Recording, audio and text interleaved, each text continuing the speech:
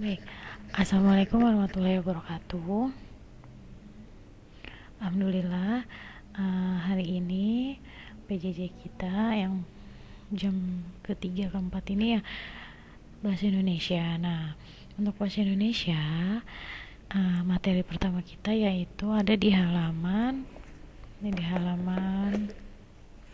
ya, ada di halaman 3 yaitu mengidentifikasi unsur-unsur teks berita. Sebelumnya, apakah ada nggak di antara kalian yang belum pernah membaca berita ataupun mendengar berita? Kalau misalkan belum, mungkin setelah ini silahkan kalian cari berita ya. Nah, selanjutnya sebelum kita berlanjut ke unsur-unsur dari teks berita, sekarang kita cari tahu dulu nih, apa sih yang dimaksud dengan berita? Apa ya berita ya? Nah, jadi berita itu adalah sebuah informasi tentang peristiwa terkini. Nah, berita ini juga bisa kalian dapatkan dari berbagai banyak media. Misalkan berita tentang si Zahra sama si Noval. Nah, itu bisa disebut dengan berita juga tuh, karena beritanya melalui dari mulut ke mulut. Nah, ada juga berita melalui dari percetakan, terus ada dari media pos, ada juga berita yang disiarkan di televisi. Terus sekarang tuh yang paling banyak itu berita adanya di media sosial, Instagram, ya kan, WA. Di WA juga banyak sekali kita menerima berita. Terus ada juga di Facebook, kalau masih ada Facebook. Terus terkadang ada juga di Google. Pokoknya banyak sekali berita-berita yang bisa kita dapatkan di media sosial untuk saat ini. Nah, sekarang uh, nanti di akhir itu kalian akan minta untuk mencari satu berita yang pernah ada di daerah Tangerang deh, supaya gampang ya.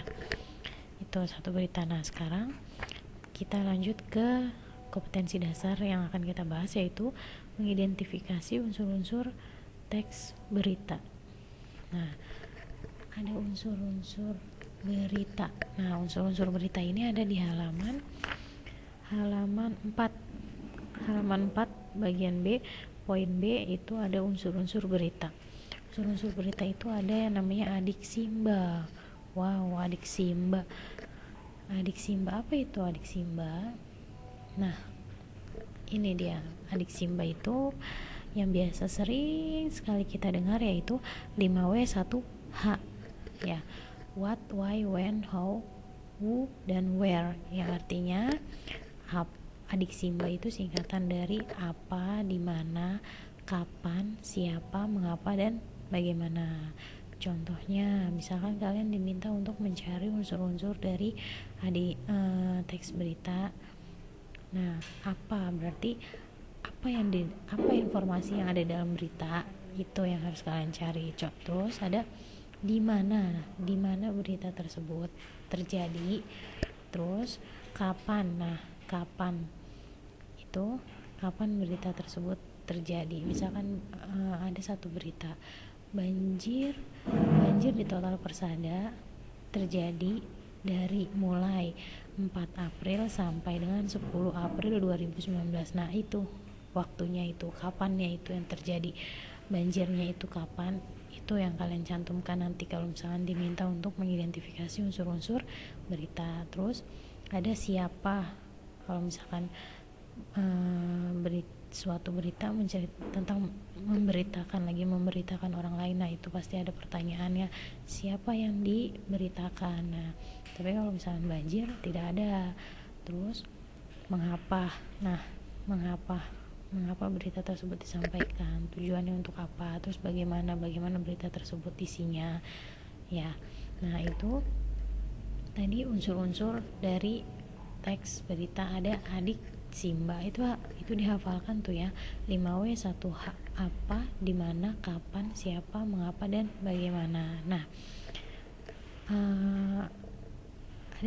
ada yang ingin ditanyakan? Kalau misalkan ditanyakan, nanti boleh silakan di grup saja ya. Nah, sekarang kalian menurut kompetensi dasar yang tadi mengidentifikasi unsur-unsur teks berita.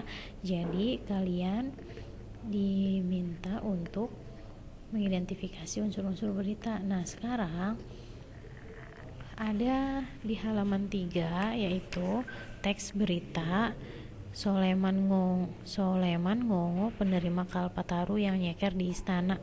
Nah, ini satu berita nih. Nah, sekarang silahkan kalian cari adik simbanya.